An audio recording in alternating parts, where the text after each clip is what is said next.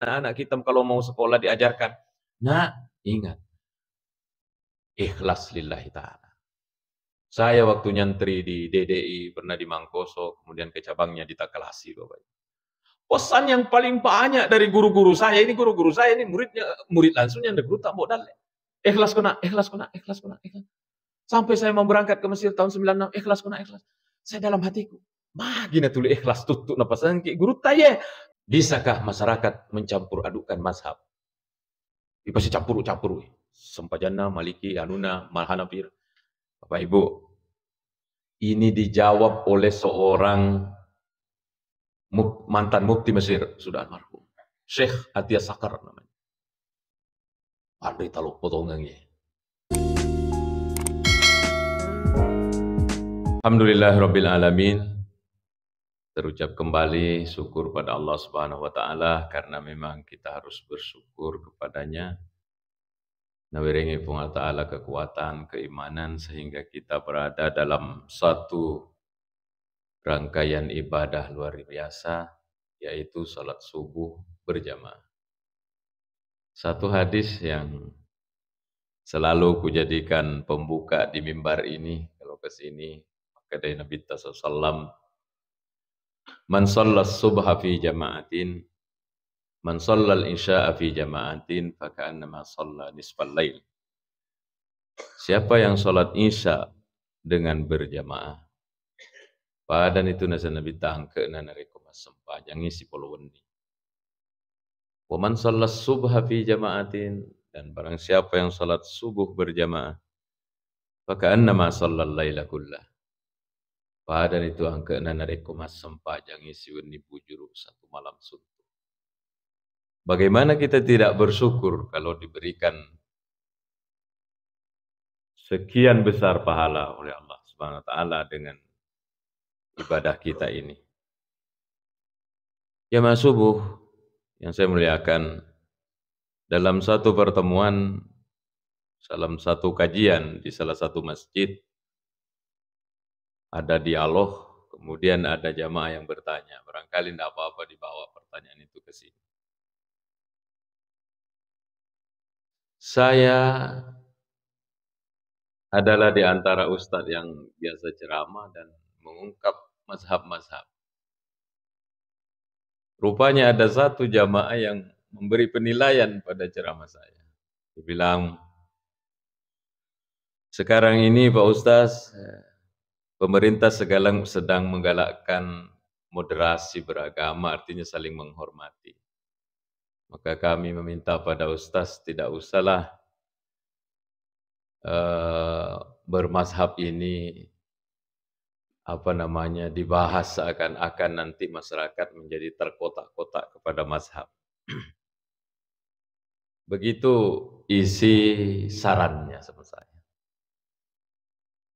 Nah, karena ini live, justru pertimbangan saya berbeda, Bapak Ibu. Masyarakat itu sekarang dengan adanya ini cerdas. Agi-agi meloleh tonton. Ceramah siapa yang mau ditonton di sini bisa. Tetapi fakta di sini juga mengatakan bahwa saling menyalahkan antar ustadz sendiri itu tidak pernah berhenti sampai sekarang. Isi di makada bid'ah ya roh. Yang satu mengatakan bid'ah, salah ya roh. Nah, menurut pemikiran saya, masyarakat sudah harus dicerdaskan dengan mengetahui sedikit demi sedikit nareko pendapat imam mazhab siapa yang bilang. Kalau mengatakan begini, imam mazhab siapa yang bilang. Supaya apa? Tidak mampang menyalahkan orang. Justru dengan menyampaikan ke masyarakat, ini menurut mazhab ini menurut mazhab ini menurut mazhab ini. Bukan mau tania makada melok mengkotak-kotakkan masyarakat. Justru kita ingin menyatukan masyarakat dalam satu sikap hormat kepada pendapat yang berbeda. Contoh. Pertanyaan yang banyak muncul karena ini mau Idul Adha, kurban. Bagaimana hukumnya Pak Ustadz? Orang yang makarobah diniatkan untuk orang mati. 7 nama di store untuk satu sapi. Almarhum ini, almarhumah ini, almarhumah ini, bapak ini, bapak ini. Bagaimana hukumnya itu? Solusi untuk saling menghormati adalah terangkan mazhabnya. Jangan satu mazhab dikasih tahu. Nah, sabana reko si demi pendapat lialing, maka tidak boleh. Tidak ada itu. Berarti ini jawaban hanya satu mazhab. Maka nanti majamaah ini melihat praktek di sana, engkau almarhum ditujukan kurban, maka daya salah ya, bidah ya. Padahal dia hanya memegang satu mazhab. Disinilah pentingnya untuk sekarang ini menurut saya, penceramah harus mencerdaskan jamaah, terangkan pendapat-pendapat yang ada. Apa pendapat yang ada terhadap makaroba untuk orang meninggal? Di dalam Al-Fiqhul Islami wa Adillatuh, Wahbah Zuhaili diterangkan begini. Persoalan bermakaroba untuk orang meninggal, khilafiyah. Khilafiyahnya nomor 1, menurut Imam Syafi'i, tidak boleh kecuali nareko engkau wasiat na betul na melo mate. Kecuali maka dia harus melo mate. Nanti kalau saya meninggal, itu sapi potong untuk karoba. Maka ini wajib. Karoba nazar wajib menjalankan wasiat kepada ini yang hidup. Tapi kalau nareko dek to gaga pasenna, menurut Imam Syafi'i tidak boleh. Maka Imam Syafi'i adalah imam mazhab yang mengatakan makaroba untuk orang meninggal tidak ada. Imam Syafi'i. Kira-kira apa rahasianya di belakang ini? Rahasia di belakangnya adalah nabsabaiya makaroba. Narikong keselasi dinna, satu anggota keluarga makaroba, satu nama dari satu keluarga, maka semua keluarga ini yang hidup dan yang mati akan dapat pahalanya, maka tidak usah. Bagaimana menurut pendapat gurunya, Imam Malik, gurunya Imam Syafi'i? Menurut Imam Malik tidak sampai haram, makruh. Makruh. Buat disah tapi lebih kude makruh namanya. Menurut siapa ini? Menurut Imam Malik. Gurunya Imam Syafi'i. Pendapat yang ketiga, ini yang mengatakan boleh seperti sedekah-sedekah lainnya. Ya kau masih sedekah untuk tomatewe letui. Maka ada keroba ini akan untuk tomatewe letuk mutoi. Siapa yang punya pendapat ini? Ulama senior Abu Hanifah dan muridnya Imam Syafi'i Ahmad bin Hambal. Jadi imam mazhab yang pertama Abu Hanifah dengan imam mazhab yang terakhir ini Ahmad bin Hambal mengatakan narekong katau melo nak karobangin ditujukan kepada untuk altomatena boleh karena itu seperti sedekah yang lainnya. Nah, ada ragam pendapat ini. Maka nanti ini ketika orang sudah mengetahui bahwa engkau pandita-pandita lopo yase yang mengatakan tidak boleh, makruh, boleh, maka dia akan jalan ke masyarakat. Misalnya datang ke Rapang, ada praktek orang yang makaroba untuk tomate. Oh, memang ada menurut Abu Hanifah dan Ahmad ibn Hanbal. Maka dia tidak menjelaskan kenapa. Dia sudah tahu pendapat di masa ada begini. Disinilah pendewasaan jemaah. Jadi tidak berarti bahwa narekolai terangkan mazhab-mazhab mau mengkotak-kotakan masyarakat. Tidak. Justru diinginkan adalah narekolai risengi alasan ini bahwa menurut imam ini boleh, menurut ini tidak boleh, menurut ini makruh. Maka kita akan melihat masyarakat dengan praktik-praktik itu sebagai sesuatu yang biasa. Maka guruta-guruta itu di atas mengatakan, termasuk Pak Guru Shihab, tambah matandre itu Pak disengen natawe, tambah kurang menyalahkan orang. Tambah kurang menyalahkan orang. Maka ini menjadi PR besar memang, dan alhamdulillah memfasilitasi kita itu semua untuk sama-sama belajar supaya kita tidak gampang menyalahkan orang, membidahkan orang, dan itulah nama moderasi beragama. Jadi menurut saya pendapatnya jamaah tadi ini justru sebaliknya. Pak Ustaz kalau bisa tidak usah diterangkan mazhab-mazhab, nanti masyarakat terkotak-kotak. Menurut saya tidak begitu. Justru sebaliknya, terangkan mazhabnya supaya masyarakat paham. Oh, bagi yang makaroba untuk orang meninggal, menurut Abu Hanifah dan Ahmad bin Hambal. Jangan disalahkan, karena ia rupan derita loh. Pertanyaannya di belakang. Tega na tujuh kue. Ya. Tega na tujuh. Imam Syafi'i kah, Imam Malik kah, atau Hanafi dengan Ahmad bin Hanbal? Insya Allah tujuh mana? Kenapa bisa? Dalam Islam bisa dibenarkan dua yang berbeda. Ada dalilnya? Ada. Maka dari Nabi SAW, "Idza hakamal hakimu fajtahada fa asaba falahu ajran." Nareko engkau mujtahid, hakim, berijtihad, berpikir untuk mendapatkan satu produk hukum dari Al-Quran hadis, kemudian pendapatnya itu benar, falahu ajrani, runtuh dua pahala.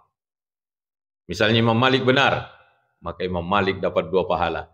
Imam Syafi'i dapat dua pahala karena mirip-mirip pendapatnya. Wa idza hakama fajtahada fa akhta'a. Kemudian jika seseorang hakim itu memutuskan satu perkara, menelurkan satu hukum, kemudian salah, apa balasannya? Falahu ajr, dapat pahala satu. Yang benar dapat pahala dua, yang salah dapat satu. Ini kita di masyarakat kadang kita mendapatkan seseorang yang ada pendapatnya, dia yakini ini benar, melihat orang yang berbeda, neraka mana yang jero? Di sini kesalahannya. Padahal Nabi SAW mengatakan, yang benar dapat dua, yang salah dapat satu. Pertanyaan lagi, bisakah masyarakat mencampur adukan mazhab? Pasti campur-campur. Sempajana, Maliki, Hanuna, Hanafi. Bapak Ibu, ini dijawab oleh seorang mantan mufti Mesir, sudah almarhum, Syekh Atiyah Sakar namanya. Pandai talo potongannya.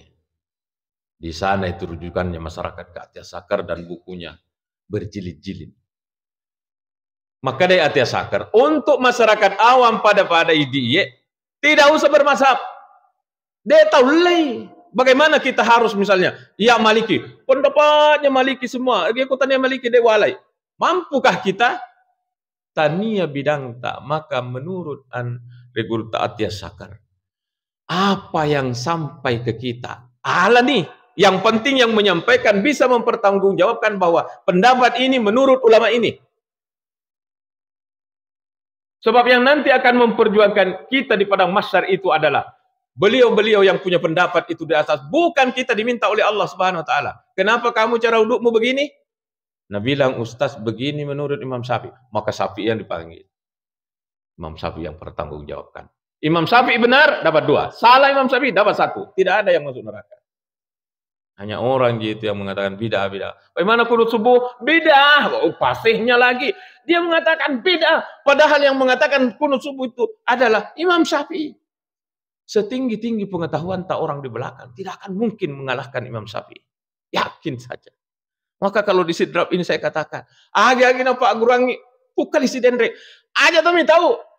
Jalankan itu. Jangan ragu-ragu. Kenapa? Andai Guru Tabu Kali itu adalah seorang wali. Karamahnya banyak. Kenapa kita mau ragu dengan Guru Tak? Saya sebagai pelajar pesantren, iya kemakadani Guru Tak begini. Tidak ada keraguan baru. Karena itu gurunya itu jelas ke atas. Maka untuk kita ini yang dibawa, termasuk yang disampaikan oleh Guru Tak Wahab Zakaria almarhum hebat. Iya koi di nasa. Tidak usah dipilih-pilih. Agaletu ajaran agama kita amalkan. Yang penting yang menyampaikan ini bisa tetap bertanggungjawabkan. Amalkan saja. Tidak mampu kita memilih. Itu memilah, ini harus Syafi'i. Itu pandita-pandita seperti Wahbah Zuhaili itu Hanafi. Tetapi buku-bukunya digabung juga mazhab-mazhab yang lain di dalam bukunya. Ya koi di ini. Kesibukan Kogalungyo, Kopasai, tidak mampu kita meneliti yang mana ini sapi yang apa yang sampai amalkan. Kalau ada berbeda dengan kita, hormati. Kenapa? Dia punya imam mazhab. Pendapat imam mazhab yang lain diambil. Akan terjadi dan terrealisasilah moderasi beragama yang dicanangkan oleh pemerintah insya Allah. Bapak Ibu sekalian, ini untuk menjawab satu persoalan. Saya membaca di buku Kitab Tanwir persoalan berbeda. Angkasi di riwayat di dalam Kitab Tanwir. Di situ dijelaskan Jibril, no ko jolok Jibril. Disuruh turun kemana Jibril ini oleh Allah? Disuruh turun menemui Nabi Ibrahim. Nabi Ibrahim lagi, gini kan kita akan dekat ke bulan Zulhijjah untuk meniru Nabi Ibrahim. Podangi Nabi Ibrahim, inni lam attakhidka khalilan likasrati ibadati. Podangi Jibril lah. Iya pun Allah Ta'ala, dewa kak ko menjadi khalilullah, tu marepek na pun Allah Ta'ala, tu macewek na pun Allah Ta'ala. Sahabat na pun Allah Ta'ala. Dan Khalil Ibrahim itu kan Nabi Ibrahim alaihissalam. Gelar dari Allah langsung itu Khalilullah. Khalil itu teman dekat. Bayangkan. Tu marepek na pun Allah Ta'ala. Oh, luar biasa Nabi Ibrahim. Apa rahasianya sehingga diangkat begitu? Itu Nabi Malaikat Jibril suruh turun sampaikan. Inni lam attakhidka khalilan likathrati ibadati. Dewa aku menjadi khalilullah karena banyaknya ibadahku. Bukan karena banyaknya ibadahmu, Ibrahim. Walakin ittala'tu qulubal mu'minin walam ajid qalban askha minka. Yang menyebabkan saya angkat kamu menjadi khalilullah. Puramanan niu paresatin atau dega gacau besar mengalahkan hatimu. Inilah orang semua tu membesar mana? Di depan ini sesak. Kesesak. Karena ada saya di sini. Bersamaan yang tidak mungkin ada masjid semegah ini kan? Kalau tambah besar jemaahnya. Jadi itu di antara amalan yang akan kita ingat di bulan Zulhijjah adalah abesangan Nabi Ibrahim dan kepatuhannya kepada Tuhan.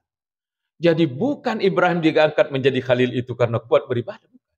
Tetapi ada hati yang sangat dermawan, tidak ada yang mengalahkannya. Di antara kedermawanannya yang sering diceritakan oleh guru-guru kita adalah apa? Dek naman rey, dek gaga topolena, ndak makan kalau tidak ada tamu bersamanya. Bisa Ki? Kalau saya mau makan, tutup dulu pintunya, kita mau makan. Kalau Nabi Ibrahim tidak. Buka itu pintu. Tingkat itu tengahnya. Kita mau makan ini, belum ada orang lewat. Jadi kalau ada orang lewat, pagi jolok, makan, baru makan. Begitu terus. Abesangan Nabi Ibrahim. Jadi ini bisa nanti dipraktek.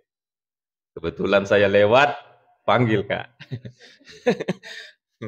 Itu diantara contoh. Dan Nabi Ibrahim disanjung orang. Weh, luar biasa kita. Banyaknya pasti dekata ini. Dibilang, iya tuh nasa. Agi-agi nailau kupung Allah Ta'ala. Pasti saya jalankan. Jangankan ini binatang dipotong. Anakku lagi kuda suruh pung Allah Ta'ala gerek. Inilah yang digaris bawahi oleh Allah. Tongemongaro, apakah ini bukan katanya letuk yang asal keluar? Dites. Dan itulah yang terjadi suruh memotong Nabi Ismail. Dan dia nagerek tongang Nabi Ismail. Jadi setiap tahun itu bukan rutinitas makan daging, tapi rutinitas untuk pengerangi ke Allah Ta'ala. Ingerangi engkan neneta. Anak yang diminta berpuluh-puluh tahun, kalau tidak salah 21 tahun berdoa pada Allah, Rabbi habli minas salihin, ya Allah kasih keturunan ini salihlah. Tidak ada anaknya sampai beristri lagi, Siti Hajar mendapatkan Nabi Ismail. Walamma balaga ma'ahu sa'ya, seketika Nabi Ismail itu sudah bisa berusaha bantu-bantu bapaknya, amboknya walaupun nih. Qala ya bunayya inni ara fil manami anni adbahu. Naita anak nalalatin rona dan ini wahyu. Gere anakmu. Nah gere tongan. Ini Nabi Ibrahim lulus tes. Ternyata setelah dilaigoro lona, bukan Nabi Ismail yang terpotong, malah kibas dari surga. Tapi Nabi Ibrahim lolos. Di sinilah yang disuruh ingat kepada kita setiap tahun, ingat kedermawanan Nabi Ibrahim dan kepatuhannya jalankan perintah Allah Ta'ala. 2. Kembali ke saya dapat pertanyaan-pertanyaan banyak dari jamaah kalau buka pengajian, ada sesi tanya jawabnya dan menarik. Pertanyaannya begini. Apakah mencari dunia mempengaruhi keikhlasan niat? Waduh, ini pertanyaan sederhana kedengarannya, Tetapi harus dalam cara menjawabnya. Uding Kak, Ibu, Bapak Ibu. Saya cari. Saya dapat di kitab Ta'limul Muta'allim yang ditulis oleh Syekh Az-Zarnuji. Di situ kasih di riwayat narampe. Dari pertanyaan apakah mencari dunia mempengaruhi akhirat, mempengaruhi keikhlasan. Di situ ada kasih di riwayat narampe penulis buku. Begini makna riwayat. Kam min a'malin yatasawwaru bi'amalid dunya. Syari nasa nabita egan na to jama-jamang, narek ko irita pole mabelay, narek ko irita pole saliwangi, ini amal lino. Tetapi, kalau ditelusuri ke dalam, ke hatinya yang melakukan, tania pole amal lino amal akhirat.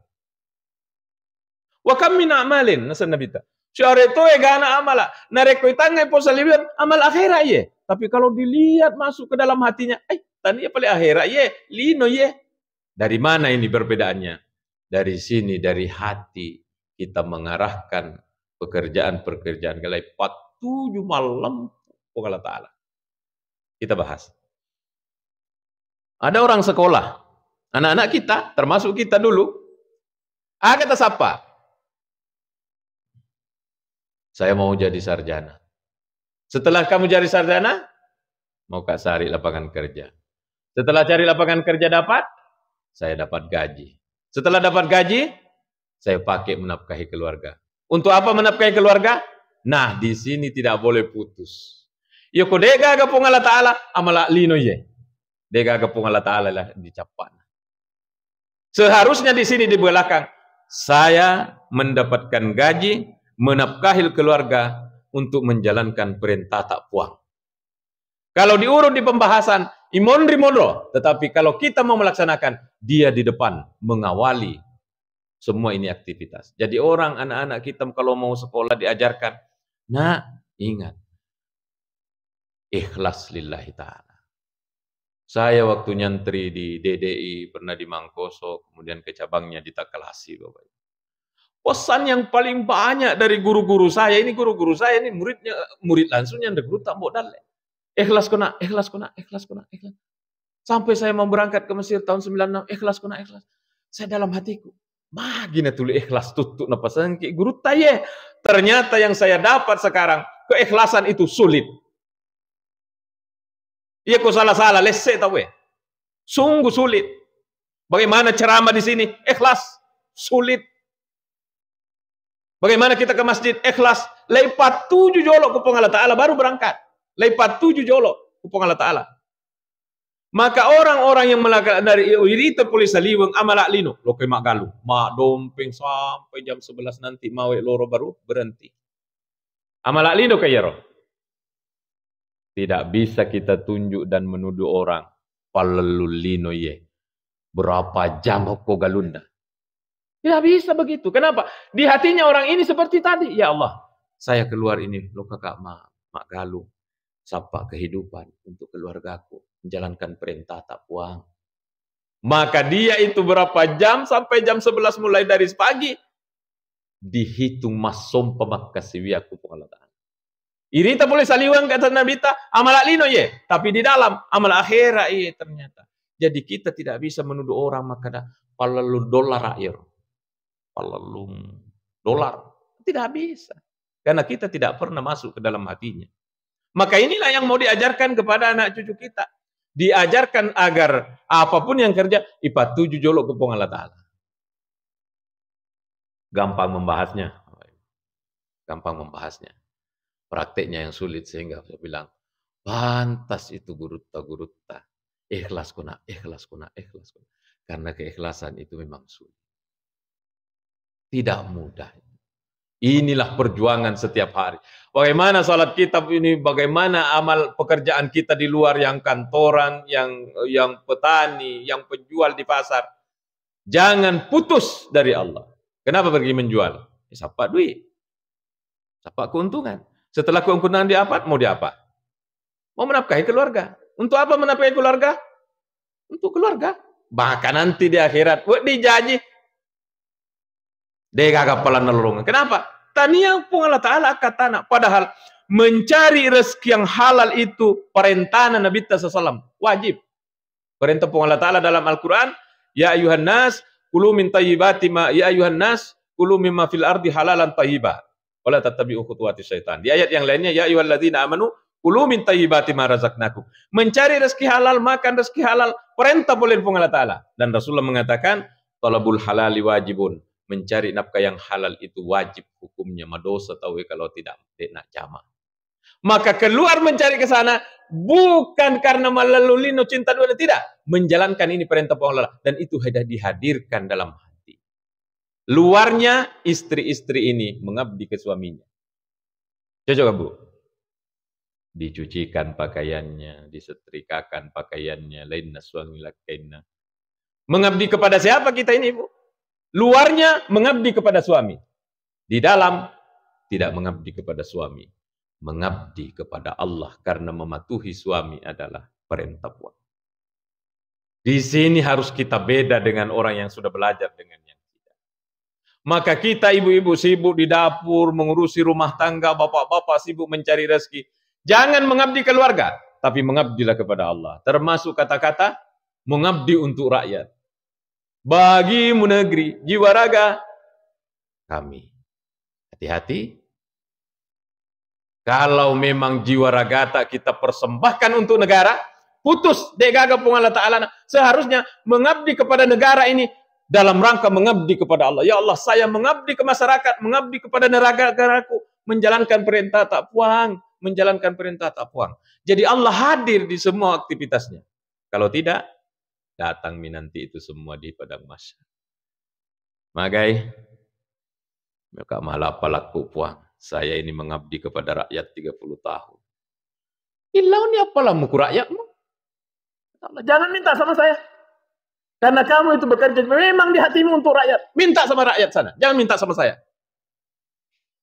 Bagaimana kalau kita dikasih begitu di padang mahsyar? Ada contoh? Ada. Ini dua shootingan ini sudah sering sekali meliput ini riwayat. Di dalam kitab Muntakhab Ahadits yang ditulis oleh Syekh Kandahlawi. Biasanya ada temannya itu Fadilah Amal. Di dalam Muntakhab Al-Hadis yang ditulis oleh Syekh Kandahlawi dikatakan, iya romatu di semendiri padang mahsyar ada orang yang dibawa, sudah sering juga ini di mimbar ini Bapak. Dibawalah kitabnya ini orang. Malaikat membawa bisukupin mukhattamah nasanabita dengan kitab yang tersegel tertutup. Asli tulisan malaikat. Dilapor kepada Allah amalnya. Begitu letuk biolona pun Allah Ta'ala, makanya pun Allah Ta'ala al-kihadihi. Apa yang itu? Ya dibuang sama mereka. Ambil yang itu. Diambil. Abiangi, abiangi. Sampai malaikat bertanya, puan. Tabe coba na bahasa tak. Kenapa dibuang ini? Iya catat aku ya. DC mana ya, Pak? Agar sepung Allah Ta'ala jawabannya. Innahu kana li ghairi wajhi. Tong malaikat catatanmu deceng itu mucata amalaknya itu tahu. Walakin kana li ghairi wajhi. Tapi di hatinya bukan mencari saparioku tapi demi yang lainnya. Amalak deceng dibuang-buang di padang mahsyar. Kenapa? Tanya pun Allah Ta'ala kata. Maka ini diibaratkan niat itu ruh. Ini pekerjaan fisik, ini jasad. Mati ini semua amal kalau salah-salah. Sekali lagi Bapak Ibu, saya menerangkan begini, ini bukan saya berarti Yasir Naidi, tidak. Apalagi anak orang-orang tuaku ini, tapi berat menyampaikannya. Tapi harus disampaikan bahwa amal yang bukan karena Allah dibuang. Seperti ini tadi. Al-Kihati. Apa yang itu? Jangan ambil itu. Karena di gairi wajih. Tanya nasapa aku tuh. Ini ulama besar yang sering muncul di Hapeta. Buya Ar-Razi. Siapa yang tidak tahu beliau? Beliau seorang mursyid yang awalnya dari filsafat kemudian lari ke hadis. Muda tapi ilmunya dah luar biasa. Apa diantara isi ceramahnya? Nah bilang, ini umat harus didewasakan. Betul nah? Jangan amal-amal matandre yang kena dipakai mengejar yang kecil-kecil. Mengaji, apa tujuannya? Untuk memburu supaya gampang dale tama. Mengaji ini amalan luar biasa. Yang dikejar itu adalah sesuatu yang kecil. Bapak Ibu. Ini ada di riwayat ini, mari kita baca. Di Sahih Bukhari Muslim. Ini sebagai hadis terakhir karena sudah mau jam 6. Tapi saya berani lama di sini karena ini Al-Ansar kalau pengajian selalu lama.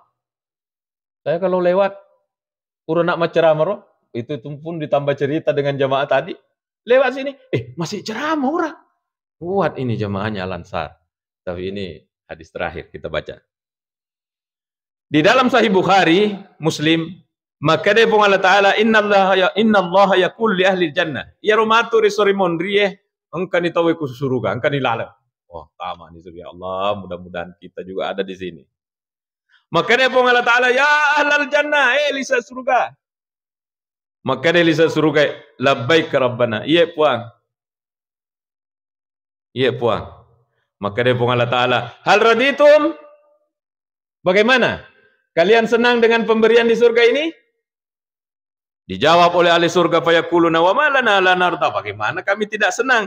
Ya Tuhan, wa qad a'taitana ma lam tu'ti ahadan min khalqik. Ini pemberian di sini belum pernah ada dikasih ke orang sebelumnya. Dia tahu rasakan puah. Dan sekarang kami terima. Bagaimana kami tidak senang?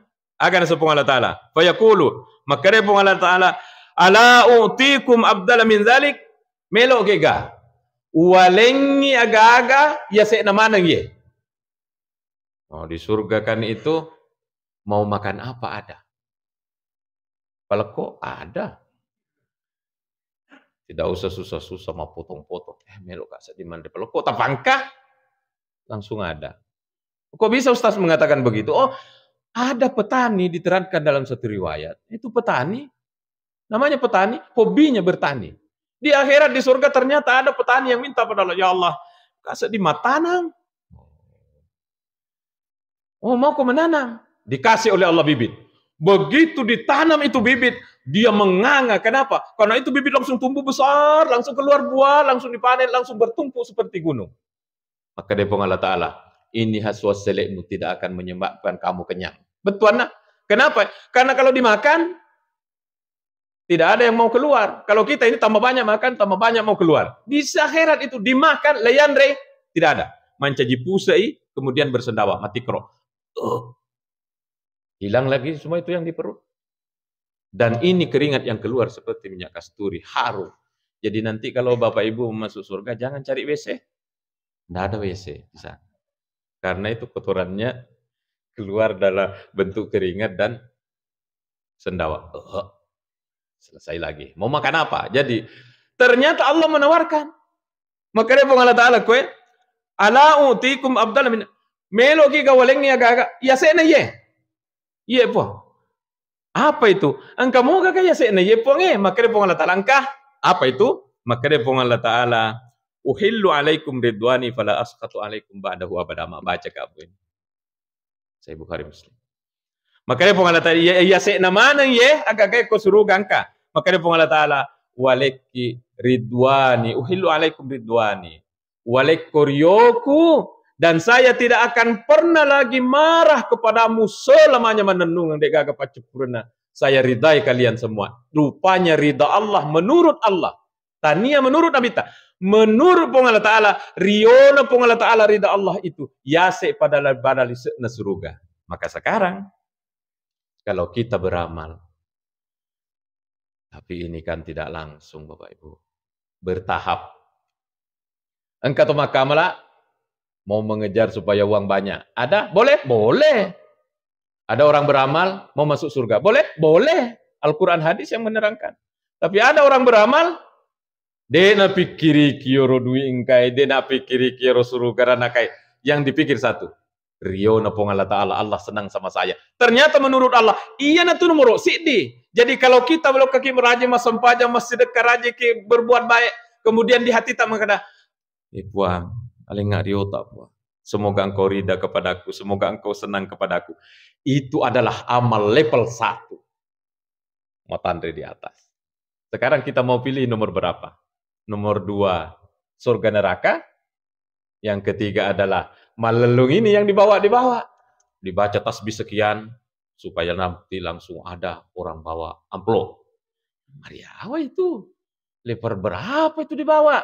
Tetapi kalau tidak ada dipikir, Pong Allah Ta'ala mi bawang. Iya itu nomor sikdi, dan itulah yang dilakukan oleh ulama-ulama besar. Gampang diceramahkan. Pilih nomor berapa? Level 1, 2, 3? Nomor 1. Amin, insya Allah. Doakan saya juga sebagai penceramahnya. Semoga ini yang ada di hatiku ketika pergi ceramah dan melakukan aktivitas. Mari berdoa. Semoga Allah merahmati kita semua dan meridai kita semua. Bismillahirrahmanirrahim. Alhamdulillah rabbil alamin. Allahumma shalli ala sayyidina Muhammad. Allahumma ja'alna minal ladzina yastami'una al-qawla fayattabi'una ahsana. Allahumma allimna ma yanfa'una wa anfa'na bima 'allamtana ya karim. Rabbana atina min ladunka rahmatan wa hayyi' lana min amrina rasyada. Rabbana atina fid dunya hasanah wa fil akhirati hasanah wa qina adzabannar. Sallallahu ala sayyidina Muhammad walhamdulillahi rabbil alamin. Untuk berkahnya Al-Fatihah.